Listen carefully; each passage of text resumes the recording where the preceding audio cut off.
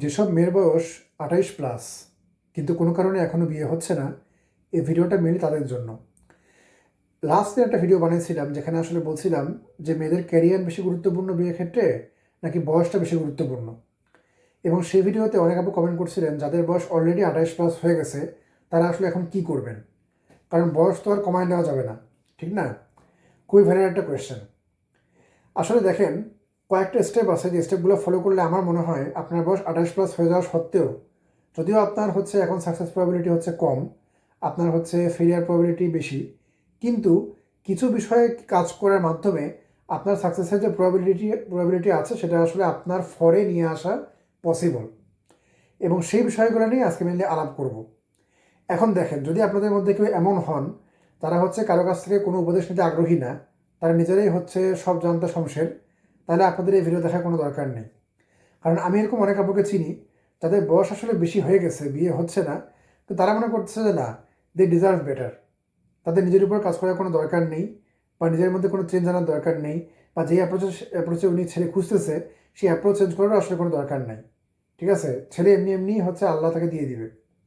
তো এরকম যদি অ্যাপ্রোচ আপনার হয় তাহলে এই ভিডিওটা আসলে আপনার জন্য না।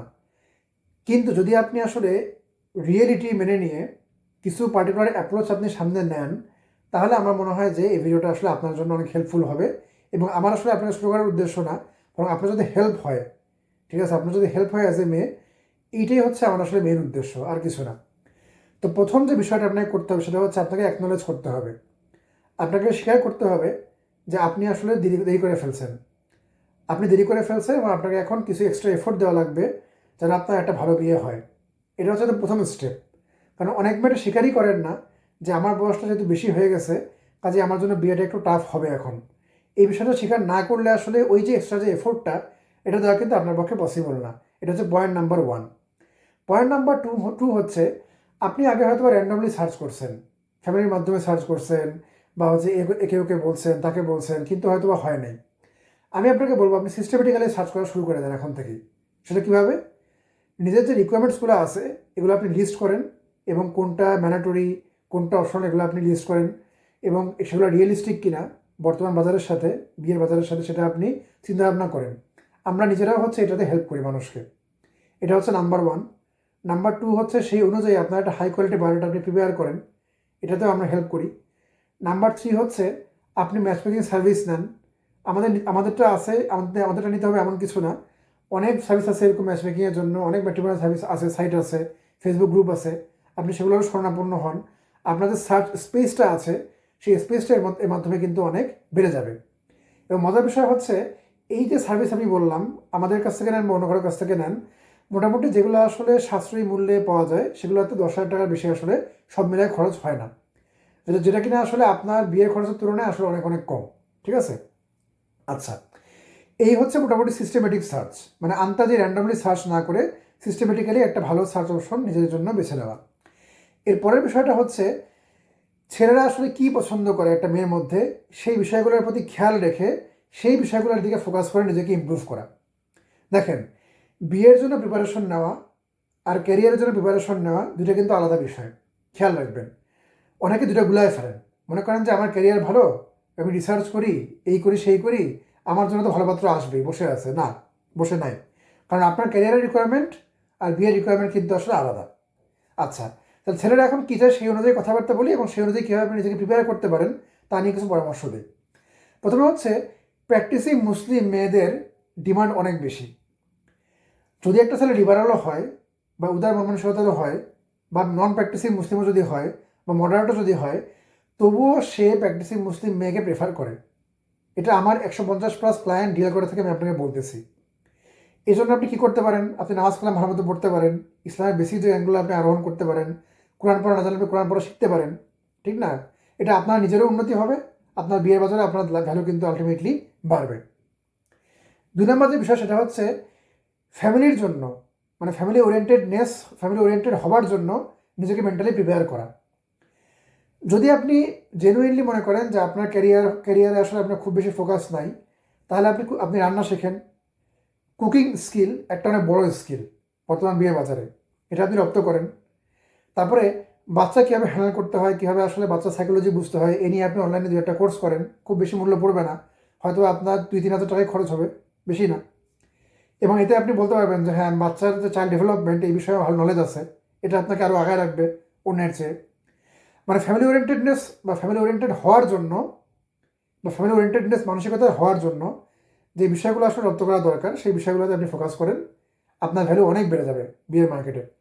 আপনি বলতে পারেন যে ভাইয়া, আমি তো জব হোল্ডার এবং আমি ক্যারিয়ার ওরিয়েন্টেড, ফ্যামিলি ওরিয়েন্টেড আমি না, that is also completely fine. যদি আপনি ক্যারিয়ার ওরিয়েন্টেড হন, তাহলে আপনি চিন্তা করেন আজকেই যে আপনার ক্যারিয়ার আপনার হাজব্যান্ডকে কীভাবে হেল্প করবে। অর্থাৎ আপনার সংসারের খরচের 40-50% কি আপনি আসলে বহন করতে পারবেন কিনা, আর যদি বহন করতে পারেন তাহলে অবশ্যই সেটা আপনি আপনার বায়োডাটায় উল্লেখ করেন। অনেকে বলেন যে না, হাজব্যান্ডের উপর নির্ভর করে, চিন্তা করে দেখব, আমি হচ্ছে হাজব্যান্ড ভালো কিছু করলে, আমাকে সাথে ভালোভাবে করলে আমি এটা করব, এগুলো না। দেখেন, কথা ভালো মতো বোঝেন। ধরেন যে একটা লোককে আপনি বিয়ে করছেন, তার সাথে আপনার ব্যবহার ভালো না, আপনি তার জন্য কিছুই করতেছেন না, তারপরেও কিন্তু দিন শেষে সে আপনার জন্য রোজগার করে আপনাকে কিন্তু খাওয়াবে, আপনার ফ্যামিলি চালাবে। ঠিক আছে, এটা বাস্তবতা। ঠিক সেরকম যদি আপনি ক্যারিয়ার ওরিয়েন্টেড হন, তাহলে ডেফিনেটলি আপনার ক্যারিয়ার ওরিয়েন্টেডনেস আপনাকে আগায় রাখবে তখনই যখন আপনি সেম কাজটা আপনার হাজব্যান্ডের জন্যও করবেন, এবং আপনার হাজব্যান্ডের উপর যে পরিবারকে পরিচালনার যে বিশাল দায়িত্বটা আছে, এটা যখন 50% যখন নিজের কাঁধে আপনি বহন করে নেবেন। যখন আপনি তার এই গুরু দায়িত্বের 50% নিজের কাঁধে আপনি উঠায় নিছেন, তখন আসলে আপনার ভ্যালু অটোমেটিক্যালি বিয়ের বাজারেও বেড়ে গেছে। আচ্ছা, এর পরের বিষয়টা হচ্ছে শারীরিক সৌন্দর্য। একটা মেয়ের শারীরিক সৌন্দর্য কিন্তু একটা ছেলের কাছে অনেক অনেক বেশি ইম্পর্ট্যান্ট। এটা আমি মোটামুটি মানে ম্যারেজ বায়োডাটা তৈরি করা বলেন বা ম্যাচ মেকিং বলেন, করতে গিয়ে আমি দেখছি। তো এখন দেখেন, একটা কথা বলি, আপনার শরীরের কালার কেমন, সাদা না কালো, আপনার কিন্তু এর উপরে কোনো কন্ট্রোল নাই। আপনার হাইট কেমন, তার উপরে কিন্তু আপনার কোনো কন্ট্রোল নাই। কিন্তু আপনার ফিজিক্যাল ফিটনেস এবং আপনার কমিউনিকেশন স্কিল কেমন, তার উপর ফুল কন্ট্রোল আপনার হাতে আছে। দেখেন, আমি যখন ছোট ছিলাম, মোটামুটি স্কুল লাইফে যখন ছিলাম, তখন আমার ফিজিক্যাল ফিটনেস ছিল খুবই খারাপ, আমি ছিলাম স্কিনি ফ্যাট।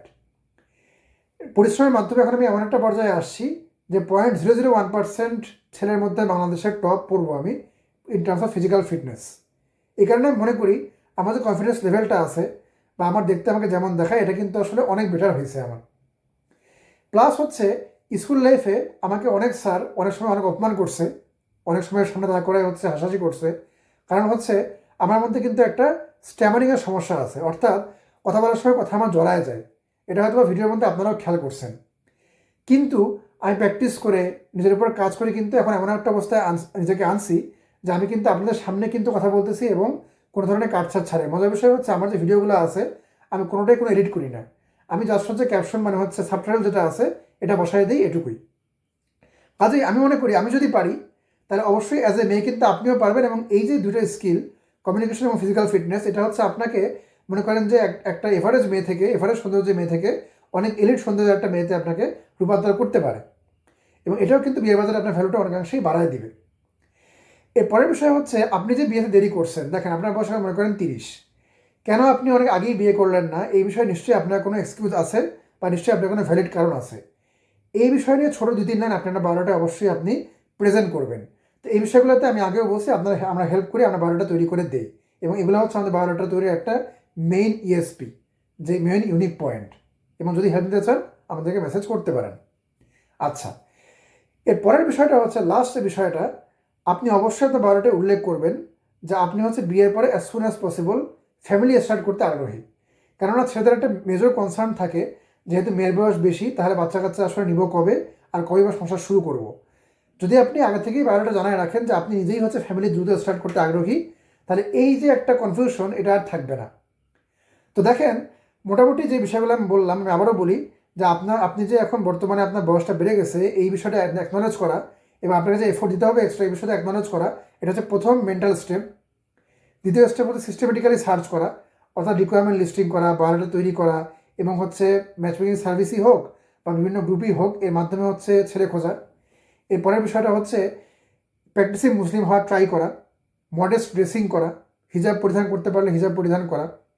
এর পরেরটা হচ্ছে ফ্যামিলি ওরিয়েন্টেডনেস নিজের মধ্যে তৈরি করা, এরকম নেচার। এবং যদি আপনি ক্যারিয়ার ওরিয়েন্টেড হন, তাহলে আপনি যে আসলে আপনার হাজব্যান্ডের সংসারে অনেক বেশি কন্ট্রিবিউট করবেন ইকোনমিক্যালি, এই বিষয়টা তুলে ধরা 12টার মধ্যে। এরপরে হচ্ছে আপনার শারীরিক সৌন্দর্যকে নেক্সট লেভেলে নিয়ে যাওয়ার জন্য আপনি আপনার কমিউনিকেশন স্কিল প্লাস হচ্ছে আপনার ফিজিক্যাল ফিটনেসটাকে ইমপ্রুভ করেন নিজের উপর পরিশ্রম করার মাধ্যমে। আরেকটা হচ্ছে আপনি যে দেরি করে বিয়ে করতেছেন কী কারণে এক্স্যাক্টলি আসলে এই বিষয়টা হলো এটা নিয়ে একটা সুন্দর স্টোরি একটা তৈরি করে ছোটোখাটো, এটা 12টায় উল্লেখ করা 3-4 লাইনের মধ্যে। আর ফাইনালি হচ্ছে আপনি যে as soon as possible family start করতে চান এই বিষয়টা আপনার 12টায় পরিষ্কার করে উল্লেখ করা। তাহলে দেখবেন যে আপনার এই হাই কোয়ালিটি বায়োডাটা এবং মানসিকতা এবং আপনার নিজের উপর কাজ করার যে বিষয়টা, এইটা আপনাকে আপনার যে ম্যারেজ যে সার্চ, এই সার্চে অনেক আগায় দিবে। এবং আমি আশা করি যে সিস্টেমেটিক যে সার্চের কথা বললাম, যেটা আমরা হেল্প করি করতে, এর মাধ্যমে মোটামুটি আপনি 1 বছরের মধ্যেই আপনার কাঙ্ক্ষিত লাইফ পার্টনার খুঁজে পাবেন বলে আমি মনে করি ইনশাআল্লাহ। ধন্যবাদ সবাইকে। আসসালামু আলাইকুম।